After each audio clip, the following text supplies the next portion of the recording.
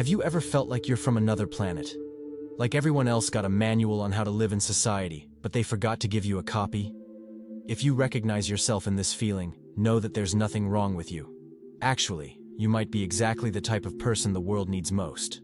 Someone who thinks differently, feels differently, sees beyond the obvious. The problem is that our society treats these characteristics as flaws that need to be fixed. But what if I told you that your difference could be your greatest treasure? And that there's a powerful tool to transform this feeling of not belonging into a deep source of happiness and fulfillment? If you've always been that person who prefers to stay in the corner at parties observing instead of being the center of attention, you already know intuitively the power of solitude. While others run from silence and their own company, you've discovered that there's something valuable in those moments alone. Carl Jung, one of the greatest students of the human mind, noticed that the most interesting and creative people are often those who don't fit perfectly into social molds. They have a natural need for time alone to process the world more deeply than the average person. You're not antisocial for preferring a few hours alone to a noisy place. You're not weird for feeling exhausted after spending too much time in large groups. Your need for solitude isn't a personality flaw. It's a characteristic that indicates a complex and sensitive mind that needs space to function at its best. While more extroverted people recharge their energy through social contact, you recharge yours in silence and introspection. It's like having a different type of battery. Not worse, just different. And when you understand how your battery works, you can use this to your advantage. Modern society is constantly trying to convince us that we need to be like everyone else to be accepted. Jung called this social pressure the persona, the mask we wear to fit in. For naturally different people, maintaining this mask all the time is exhausting. You've probably experienced this. Faking interest in empty conversations, forcing laughter at jokes you didn't find funny, participating in activities that drain your energy just to be normal. It's like trying to wear shoes 3 sizes too small. Technically it works, but it hurts all the time. What happens with many sensitive and different people is that they start to believe there's something fundamentally wrong with them. Why can't I be like everyone else? Why do I need so much time alone? Why do I feel so tired after social events? The answer is simple. Because you weren't made to be like everyone else. Your sensitivity, your need for reflection, your different way of processing the world are valuable characteristics that can lead you to discoveries, creations, and insights that more conventional people would never reach. When you stop fighting against your nature and start embracing it, solitude transforms from a necessary refuge into a laboratory of infinite possibilities. Now, let's talk about something that might sound strange at first. Your difference probably includes characteristics that society labels as negative, but that can actually be superpowers in disguise. Jung identified this as our shadow, parts of ourselves that we've learned to reject. Maybe you're too sensitive, which means you perceive nuances and emotions that others don't even notice. Maybe you're too thoughtful, which means you process information more deeply. Maybe you're too quiet, which means you choose your words carefully and speak when you have something really important to say. Characteristics that made you feel inadequate in school or at work might be exactly the qualities that allow you to see creative solutions, understand people deeply, or create genuinely original things. The problem was never you. It was the environment that didn't know how to recognize your value. Solitude offers a safe space for you to rediscover these rejected parts of yourself and understand how they can be positive forces in your life. Away from social judgment, you can explore your sensitivity, your intensity, your unique way of seeing the world. It's like finding a treasure that was buried in your own backyard. These characteristics were there all along, but you were taught to see them as problems instead of gifts. Erich Fromm made a fascinating observation about why different people suffer so much in society. Because most people prefer the safety of conformity to the risk of individuality. It's easier to follow the herd than to think for yourself. If you've always felt out of place, you probably have a natural tendency to question, to think independently, to not accept things just because that's how it's always been. This is a rare and valuable quality, but one that bothers those who prefer to live on autopilot. Fromm called this escape from freedom, the human tendency to avoid the responsibility of making our own choices. Most people find it more comfortable to let society, family, or culture decide for them what to think, how to act, what to value. You, as someone naturally different, probably have trouble accepting ready-made answers. You need to understand things for yourself, form your own opinions, find your own path. This can be lonely, but it's also deeply liberating. Solitude is where you can exercise this freedom of thought without external pressure. It's where you can question social rules, explore unconventional ideas, develop your own philosophy of life. For people like you, this time alone isn't a luxury. It's a vital necessity. One of the biggest challenges for naturally different people is the constant pressure to seek external approval. Since you've always felt on the outside, you may have developed a desperate need to prove that you're normal or acceptable. This creates a vicious cycle. The more you try to fit in, the more fake you feel. The more fake you feel, the more you need validation from others to feel okay. And the more you depend on external validation, the further you get from discovering who you really are. Solitude breaks this cycle. When you're alone, you don't have an audience to impress. You can experiment with being yourself without fear of judgment. You can discover what you really like, think, and value without the influence of others' expectations. For sensitive people, this process can be initially uncomfortable. You might discover that many of your preferences were actually attempts to fit in. You might realize that opinions you defended publicly don't reflect what you actually believe. But this deconstruction is necessary. How can you build an authentic life on a false foundation? Solitude gives you the opportunity to clean house mentally and start over with solid and true foundations. And here's the secret. When you stop trying to please everyone, you automatically become more interesting and attractive to the right people. One of the most liberating discoveries that different people make in solitude is learning to have constructive conversations with themselves. If you grew up feeling wrong or inadequate, you probably developed a very harsh inner critic. This inner critic may have become so automatic that you don't even notice how badly you treat yourself mentally. You're weird.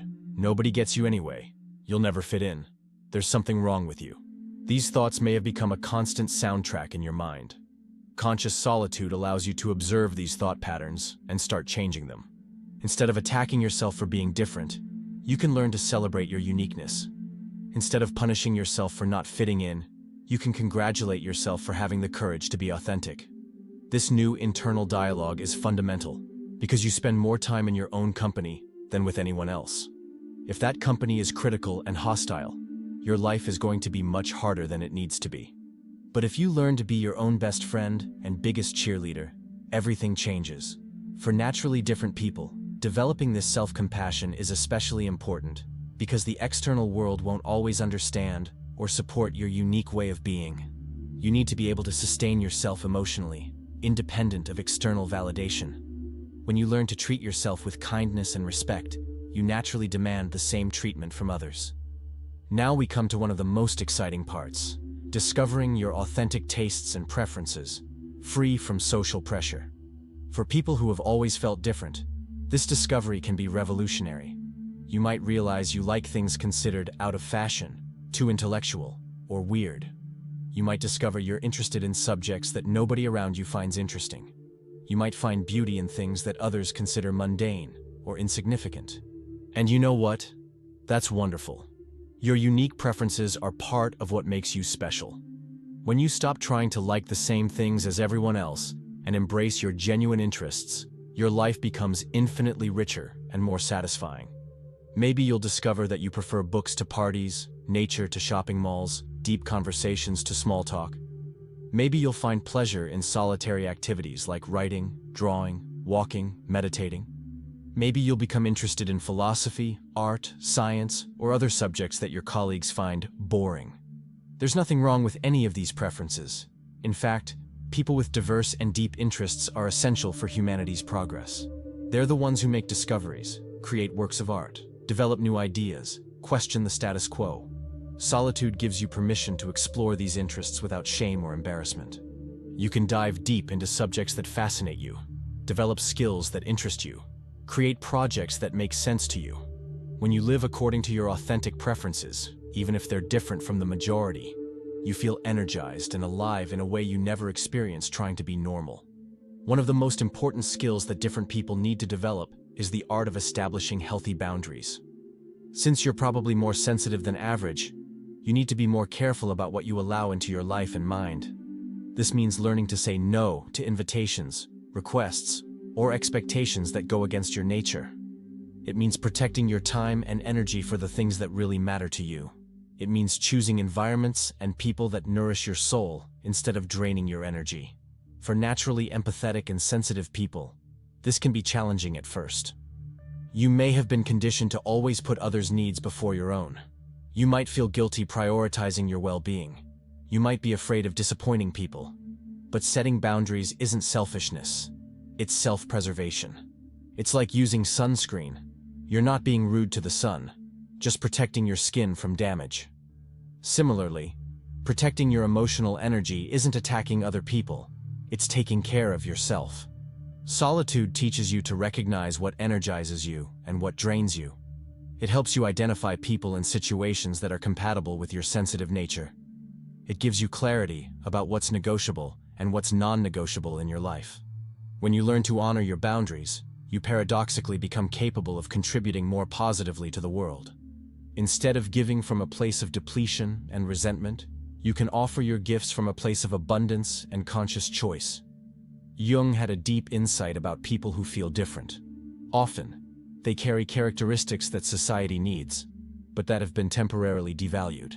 Your sensitivity, your tendency to question, your need for depth. These aren't flaws, they're evolutionarily important characteristics. In a society that values speed over reflection, quantity over quality, conformity over creativity, people like you represent a necessary balance. You're the ones who ask the important questions, who notice what others ignore, who preserve fundamental human values. The process of integrating your difference, what Jung called individuation, isn't about becoming normal. It's about becoming wholly yourself, embracing both your conventional characteristics and your unique ones. This might mean accepting that you need more alone time than others. It might mean recognizing that you process emotions more intensely.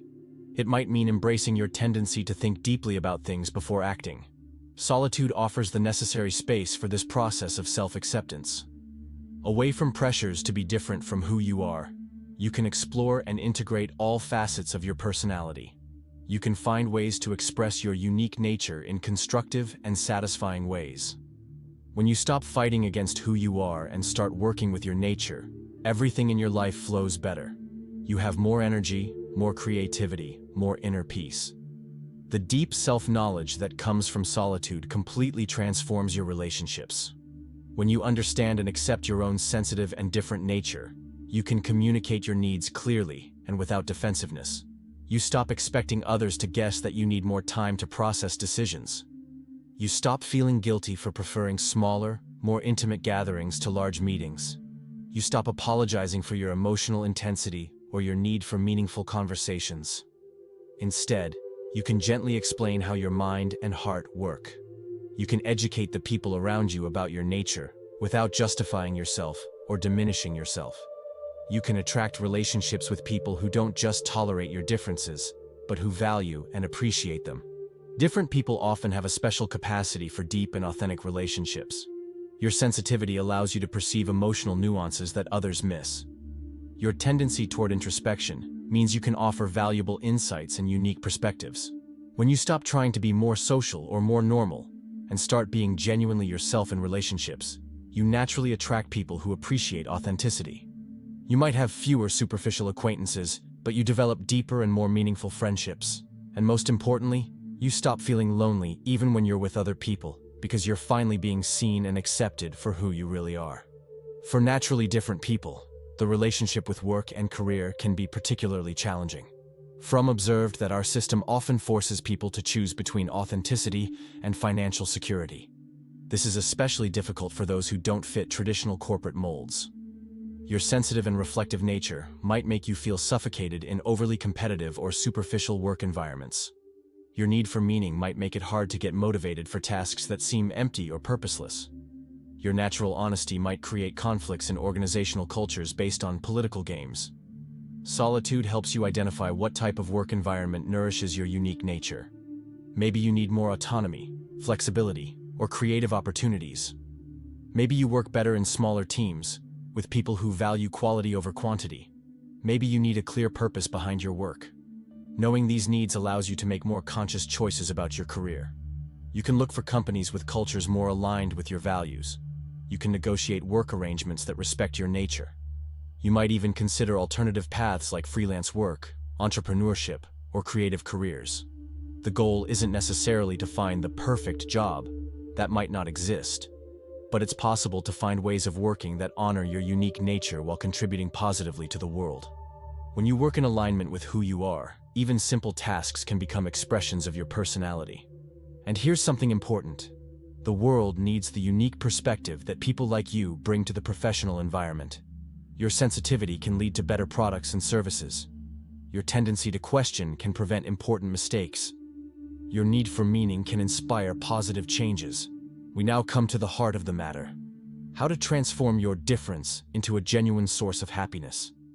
Jung discovered that true satisfaction in life doesn't come from trying to fit in, but from becoming fully who you were meant to be. For naturally different people, this means stopping seeing your uniqueness as an obstacle and starting to see it as a gift. It means understanding that your unique way of processing the world isn't a defect to be corrected, but a valuable perspective to be cultivated. Happiness, for people like you, rarely comes from superficial pleasures or external achievements. It comes from moments of deep connection with yourself, with other people, with ideas, with nature, with greater purposes. It comes from being able to express your authenticity without fear or shame. Solitude is where you can cultivate this deeper form of satisfaction. It's where you can appreciate the richness of your inner life, develop your unique talents, connect with what really matters to you. It's where you can find peace in the midst of a world's chaos that doesn't always understand your nature. When you fully embrace who you are, including your most strange or different characteristics, you experience a freedom that most people never know. The freedom to be authentic, to follow your own values, to create a life that makes sense specifically for you.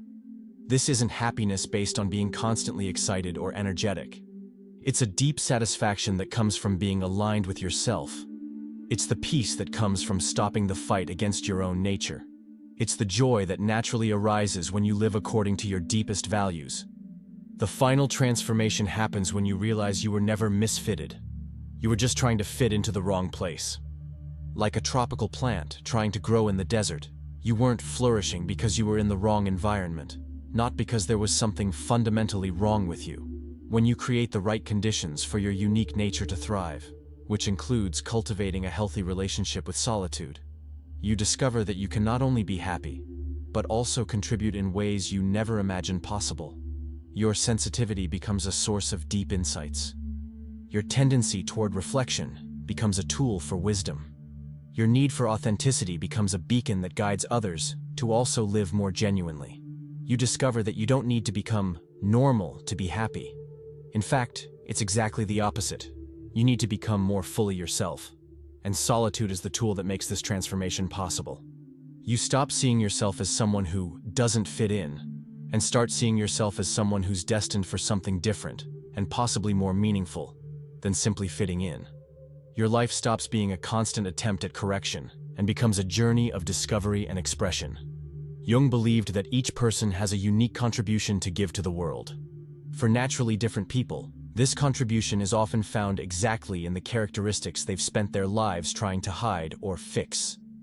When you finally embrace these characteristics and learn to use them constructively, you not only find personal happiness, but you also become capable of offering something valuable that no one else can offer in the same way. Solitude becomes, then, not a refuge from life, but a preparation for living more fully. It's where you connect with your essence so you can share it authentically with the world. It's where you recharge your emotional batteries so you can shine when you leave home. And the most beautiful thing of all, when you live in this authentic and aligned way, you naturally attract and inspire other people who also feel different to embrace their own uniqueness. You become a living example that it's possible to be different and happy at the same time. The power of solitude for different people isn't about hiding from the world, but about preparing to inhabit it in a more authentic, creative, and satisfying way. It's where you discover that your difference was never a problem to be solved, but a gift to be developed and shared.